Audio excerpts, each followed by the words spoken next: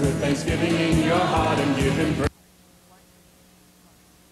Ian, so happy you joined us. In the holiday season, so many of us are concerned about gifts for each other and all types of love and pouring out of friendship from family to family. What happens in other parts of the world? What about in the areas where there was a period of time not too many years ago where people ate each other, the cannibals? And we're going to hear more about that. If you happen to be at the United Methodist Church Circle meeting just recently, you heard this person talk about A Peace Child, a book that's written Gerry Barnes. Gerry, welcome to Vision Plus. Thank you so much, Bonnie. It's always a pleasure to be with you, and I really thank you for inviting me here today. Well, it's exciting, the things that you're involved in, and so tell us about The Peace Child. First of all, it is a book that's... Yes. This is the cover of the book, The Peace Child by Don Richardson. And I became familiar with this book, Bonnie, about 8 years ago, because I've got a little niece that's a nurse in California, and she became acquainted with Don and Carol Richardson. They're missionaries, and Debbie was very interested in following in their footsteps. So she suggested that all of the family read The Peace Child. And I must tell you that it was a book that was very hard to put down because of the message that it bore. And they were missionaries to, now, where they went, Netherlands, New Guinea. Yes, Netherlands, New Guinea. It's close to Australia. Yes. North. Let's show it. Right here we go. Where the camera just north of Australia. It's a very dark continent, and the Swawi people were just one tribe of very many. In fact, approximately 400 tribes in that particular area. And like you mentioned before, they were cannibalistic headhunters as late as, or actually as early as 1962. Mm-hmm. So we don't think that that happened just so recently. Right. So, well, tell me what happened with Don and Carol Richards and how they came to write the book, Peace Child. Well, in 1962, like I said, they made a trip to New Guinea. They took their 2-little-year-old son with them, which is kind of hard to imagine, but they wanted to go as a family to take the gospel to the Swahi people. They built their home along a little riverbank, and 3 other Swahi tribes built their villages alongside of them. In fact, actually almost encamping their home. The Swawi people were different than even a lot of the other tribes in the area, because they viewed treachery as somehow an ideal. In fact, they would go and befriend a person just so that they could later on kill that person and eat them. So that's a pretty frightening thought, and naturally the Richardsons had to have a lot of faith to go into that particular part of the country. There was an expression for this, and it was called to fatten with friendship for the slaughter. And this was a way of life for the Swahi for centuries, possibly millenniums of time. That's probably where we get our expression with pigs growing up on the farm. You That's right. fattened your pigs for the slaughter. That's right, exactly. And they did that with people. Yes, yes. There was 2 ideals, though, that they shared with the Richardsons, and that was that they believed in a supernatural world, and they believed that it was very important to share that supernatural world with themselves, with mankind. The difference was that the Swahi believed in malicious demons and the departed spirits of the dead, but the Richardsons believed in an infinite yet personal God that showed a lot of mercy and a lot of justice. So there was a big difference there. And actually, the Richardsons were very surprised to find that the Swahi had such an intensive vocabulary. And I was too when I read the book. But in all of this vocabulary of theirs, they had no word for God. No word No for a word for supreme God. being, even though they believed in the supernatural, but it was the evil demons. It was all evil. No good. There were many attempts by the Richardsons to try to explain the Christianity message to the Swahi, and even though they tried all sorts of ways, they just weren't able to reach them. So one day, Don was talking to them about Judas, thinking maybe that he could spark some interest and maybe reach them a little bit with that story, but it worked out to be quite the opposite. How is that, Gerry? Well, even though Judas walked with Christ for 3 years, and he ate with him, he traveled with him, you know, in the end, he betrayed Christ. But to them, this was just wonderful. He was a super Swahi because he was able to carry out this form of treachery, and they actually viewed him as the hero of the story.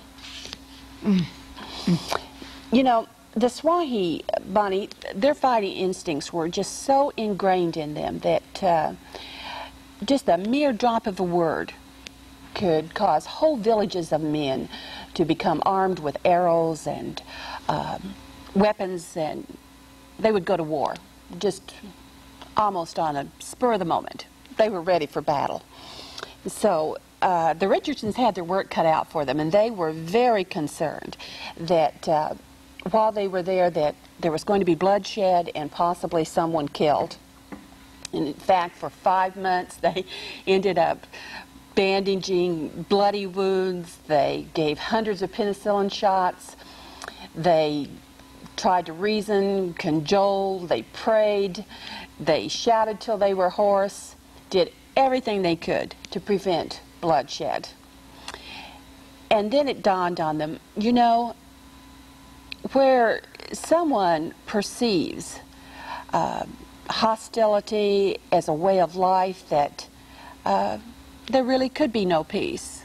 So they sort of gave up. They decided to go to the head of the different villages and explain to them that they were just going to leave. They were going to go and try a mission field somewhere else. The Swahi people did not try to eat Carol and the Richardsons. Well, you see, they perceived them as so unusual, and the things that they brought with them, that they were sort of like a god, like a god to them. So, no, they were quite safe, except for the fact that Don and Carol did at times wonder, well, are they fattening us up with friendship for the slaughter? And I'm afraid I would have felt the same way. But no, they were safe among them. In fact, they did not want them to go at all. They begged them to stay. Because they knew they were giving them the penicillin shots. Well, and helping them well, get more well. than that, even axes to chop wood with, and knives, and that sort of thing. So that they did not want to lose that. But also, I think that the Richardsons had really become a part of their lives. They promised them if they would just stay, that they would make peace the very next day. And Don and Carol went to bed that night and they said, there's no way. These people do not know how to make peace.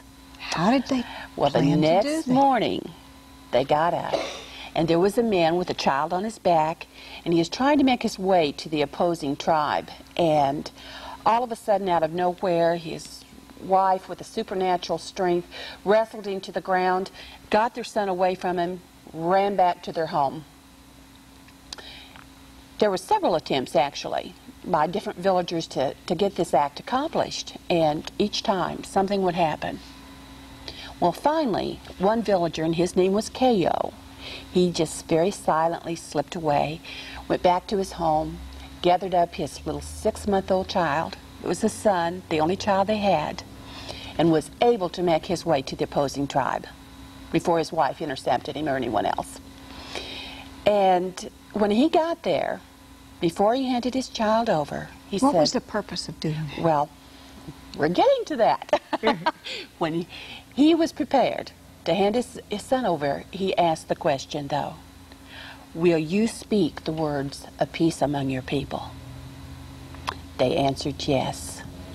And then he asked for a certain man named Mahon to come forward because he felt like this man would take good care of his son. And when he handed him his son, he also gave him his name.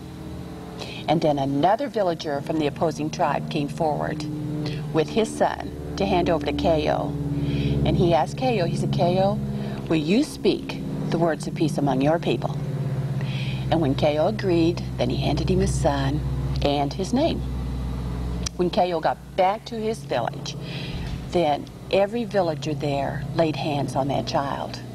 And in essence, they were saying, we are going to take very good care of this child, even more so than their own children, because they felt like once something happened to that child, if that child should ever die, that the peace was no longer valid.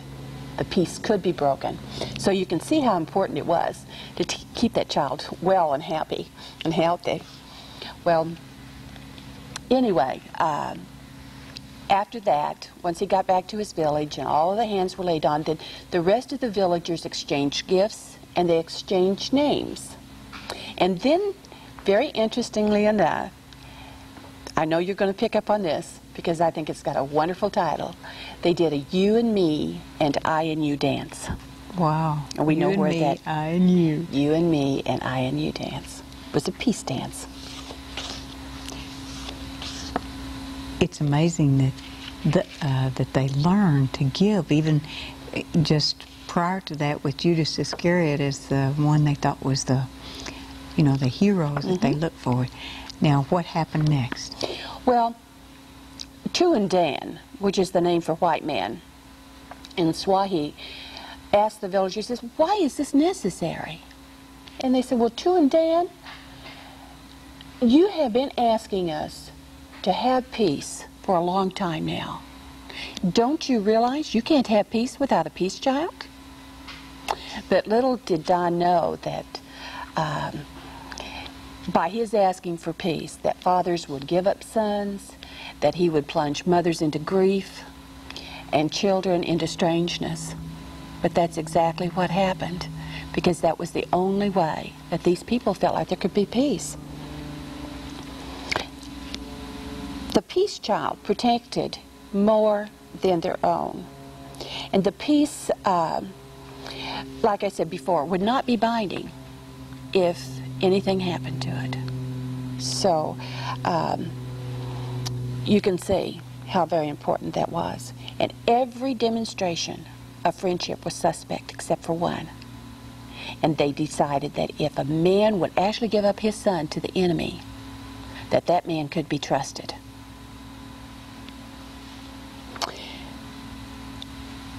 After all of this had taken place, the Richardsons said, aha, this is the key. This is the answer to our prayer. Now we have a chance of reaching these people. And they did decide to stay. In fact, after about 2 months, Don approached them again. He went into their man house where all their meetings were held. And he started out by saying, oh, that you would not have to go through such a painful process. I just kept thinking, wouldn't it be wonderful if they didn't have to go through this giving of a son? But he said, then I got to thinking, you know, our Father decided there was no way to have peace either without a peace child. And so you can see where I'm headed with this story. He said that true peace can never come out without a peace child, because he wants man to find peace with him and with each other. And therefore, he chose a one-for-all peace child that was good enough and strong enough that would hold the peace forever. And not have to take the chance on being destroyed. Yes. Even though he went to the grave for us when our Heavenly Father gave the peace child to us, Jesus Christ. Yes. But he will not, Well, fear is not there. And Don explained to them, he said there's only one problem that God had with this. Who was he going to send? Because no human child would be good enough or strong enough to bind the peace forever. And that's when he looked to his own son. And he asked Caio, he said, Caio, did you give another man's son, or did you give your own? And not just Caio, but all of the villagers responded by saying, he gave his own. And his only son. And his only son. That's right. But even though he just had the one son, he gave him anyway. And then Don continued, hear now what the truants say about a peace child from God. And he opened up his Bible and he translated into Swawi Isaiah's prophecy. Unto us a child is born, unto us a child is given, and the government shall be upon his shoulders, and his name shall be called Wonderful, Counselor, Mighty God, Everlasting Father, the Prince of Peace. And then he followed with John's Gospel, for whosoever believeth, for God so loved the world, that he gave his only begotten Son, that whosoever believeth in him should not perish, but have everlasting life. Isn't that a wonderful message? And then what happened with the people? Well, they asked him, they said, this is the one you've been telling us about? Jesus? And Don answered, the very one. And after that, after thinking about it for a little while, they said, well, he's the one that Judas betrayed. And if he's the peace child, that was a very bad thing to do. The very worst thing, in fact, that you could do.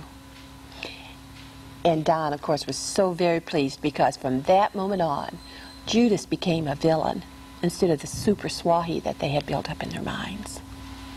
And now they could comprehend the peace child of the Son of God. Yes, Lord Jesus and not Christ. only that, but as Don continued to minister to them, he mentioned the fact that even though they had gone to sprinkle cool water on one another by exchanging peace children, that our God sent his Son, not just for one people, but for all the people of the world. And of course, that was a very important message for them to have too. And then he said, how can we receive him? By welcoming his Spirit into your heart. When a spirit dwells in your heart, God gives you his name. And that name is exchanged with God. So, you see, by linking names, they were accepting Christ for his sake, and it went along with their you and me and I and you peace dance, so that they could understand. So the people, they probably gave their lives to the Lord Jesus Christ so they would no longer have to give a physical peace child of their own. Bonnie, one by one they yielded to Christ and became believers. Christ is just so good. And Christmas soon followed, and carols were being sung, and they were praising God for sending them his Son. And at the close of the service, a Swahi minister got up, and he translated for the service, which Don had given to him. For unto us a child is born, unto us a child is given. And these words sank in and welcomed with perception and insight, perhaps something that is really rare even among us Western Christians, because you see, we get so caught up, like you were saying at the beginning of the program, with exchanging presents and all of this sort of thing that goes into our holidays. But the Swahi, that had no meaning for them whatsoever. They were worshiping God and actually adoring the peace child because they realized that the peace child, not only born in Bethlehem, but within their hearts as well, had come for them. And Tu and Don closed the book by saying this was the best Christmas he had ever had. And everyone can have that same Christmas. That's right. That's right. So no matter what the external things are that are happening in a person's world, you know, because there's so many changes from year to year, and sometimes it would be good if we could comprehend that type of where Judas was the star. And that's right. And that's the way our lives are lived a lot of times, that sin or whatever our Judas is has been our God. We've looked to all kinds of things, worship of money or drinking, or I was thinking about, while you were talking, see what was happening over there in the 60s in the Swahili country, and here in the United States and many places in the world. That's when all the flower children and the drug culture, and it's so amazing what was happening there. But it was like a period of time when people were looking and changes were made, and a lot of those flower children and druggies from the 60s are some of our strongest people. So Carol and Don Richardson, by writing The Peace Child, was able to convey their message to us. Yes, yes. As well as our message to the Swahili people. And Bonnie, I just thought perhaps your viewers might be interested in a little bit of a follow-up on the Richardsons. I would like to hear and what's happened to them. They are both teaching at the Fuller Theological Seminary in Pasadena, California. And the last time my little niece visited them, their 13-year-old son, who had been born in the jungle of New Guinea, was taking pilot lessons so that he could go back over there and help by being a pilot, flying in and out. So, because a lot of times they don't have the roads and the transportation to go from village to village. No, so not the at all. only thing that they can do is have the opportunity to fly from place to place. Flying or by boat. Because I remember in Waco, Texas, we had a thing that it was a ministry actually called Wings for Christ, and that's what they did. They trained missionaries to fly so they could fly from village to village. And whether it was Nigeria or wherever it was, of course, some of those countries have very large cities over in the African countries. But there in Australia, well, actually, this was north of Australia. Yes. It was actually, of course, not on the Australian continent, but just to the north there. Netherlands. And what's it called now? West Aryan. West Aryan. Yes. And those people, I don't suppose there's any place that you know of that's still cannibalistic that I'm aware of at the moment. Well, certainly not that. Not that group, anyway. Not that I'm aware of. They've received Jesus Christ, and I suppose they're going on with their learning. Yes. There must have been Bibles translated in their language. Yes, and Bonnie, what I think is so wonderful too, if I can just find the picture here for our viewers, because before the Richardsons left New Guinea, they were able to build a house of worship, and I don't know if we can get it on the camera well enough or not, but this is what it looks like. It's an extension of one of their tree houses. Because they lived like 40 feet up in the trees. They really did not think that they would be able to build this. But Don and Carol assured them that yes, they would. It was just an expansion of what they had built since the beginning of time. So that's how it all came about. But this building that they built will seat just literally hundreds of villagers to receive the gospel of Jesus Christ. So That is so exciting to see what can happen by God opening the doors and the dedication of a couple like the Richardsons, that they did persevere. And it seems like God comes through a lot of times like that. You know, they were ready to leave, and then they had become so discouraged. And sometimes And we become discouraged. We think that we're striving, and we just cannot see a peephole of light in our lives of what the next step should be in our own personal ministries, our own personal world of what why am I here, Lord? You know, what is my next step? That's Why right. It seems like sometimes we tread water for so many times of days, years of our life where we want to know what the next step is, and That's right. that helps by having Well, an understanding Bonnie, of the I peace just child. hope that one of my prayers for myself and my family this year is that we can become as the Swayi people this Christmas, and realize that what Christmas is really all about is the peace child.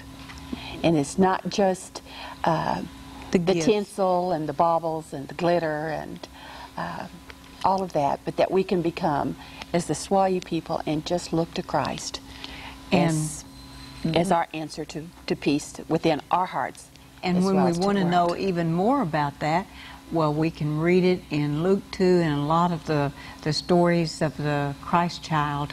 And Gerry Barnes, thank you so much for coming my and sharing pleasure. the peace child, how that it opened the door for our peace child, the Lord Jesus Christ, to reign in their hearts. And we hope that it reigns in your heart this Christmas season. I'm Bonnie Libhart along with Gerry Barnes here on Vision Plus, and bless your heart for watching.